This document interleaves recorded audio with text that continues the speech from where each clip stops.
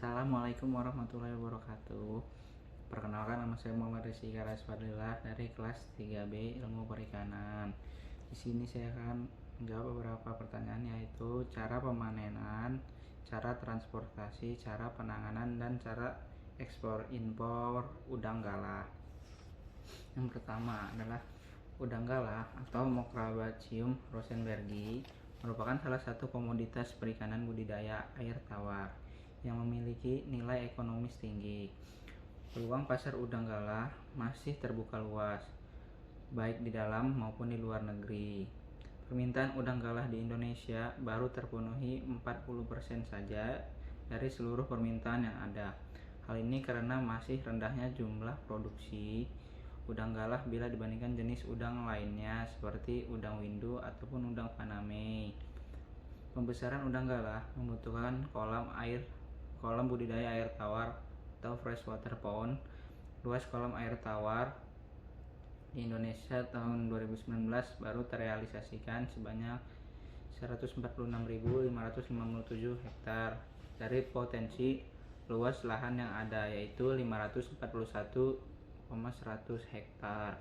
Luas ini masih jauh di bawah luas tambak freshwater pond di Indonesia sudah mencapai angka 682.857 hektar dari potensi lahan yang ada, yaitu 2.963.707 hektar. Di samping terbatasnya jumlah lahan budidaya yang ada, sedikitnya produksi udang galah juga disebabkan karena kurangnya produksi larva. Rentannya produksi bener dan tokolan pun menjadi terbatas. Tingkat kelangsungan hidup yang tinggi diduga dipengaruhi oleh kualitas air yang baik, keberadaan shelter, kecukupan kebutuhan makanan yang diperlukan oleh tiap-tiap individu, dan pertumbuhan yang seragam yang membantu meminimalisir kanibalisme. Pertumbuhan dan laju pertumbuhan, baik bobot maupun panjang udang. Pada kondisi media bersalinitas, faktor yang berpengaruh salah satunya adalah tekanan osmotik yang dihadapi oleh udang selama pemeliharaan. Kondisi salinitas yang sesuai tekanan osmotik cairan tubuhnya berdampak pada proses metabolisme.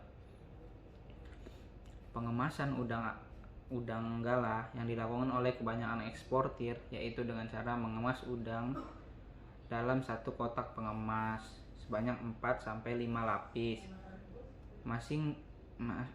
Lapis masing-masing diselingi dengan serbuk gergaji.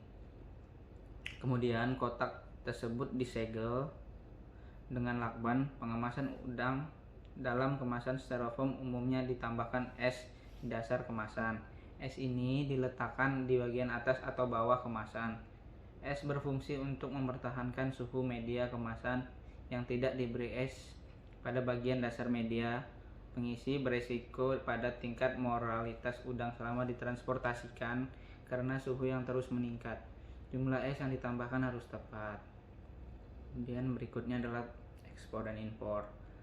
Tahap pertama untuk kita melakukan ekspor dan impor adalah harus mengajukan permohonan ekspor ke kantor BKIPM di wilayah masing-masing. Kemudian tahap keduanya, BKIPM akan mengirimkan petugas inspektur mutu untuk melakukan survei ke lokasi penyimpanan atau penampungan komoditas yang akan diekspor nantinya. Tahap ketiga adalah petugas BKIPM akan melakukan pengujian mutu dan hama penyakit ikan atau udang di lokasi penyimpanan atau penampungan komoditas yang akan diekspor. Tahap keempat adalah jika hasil survei menyatakan lolos, petugas BKIPM akan mengeluarkan sertifikat sehat atau health certificate yang artinya layak untuk diekspor.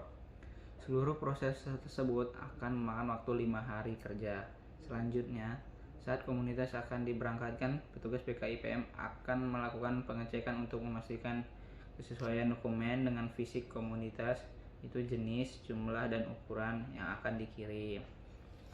Mungkin cuman segitu yang bisa saya sampaikan. Kurang lebihnya mohon maaf. Assalamualaikum warahmatullahi wabarakatuh.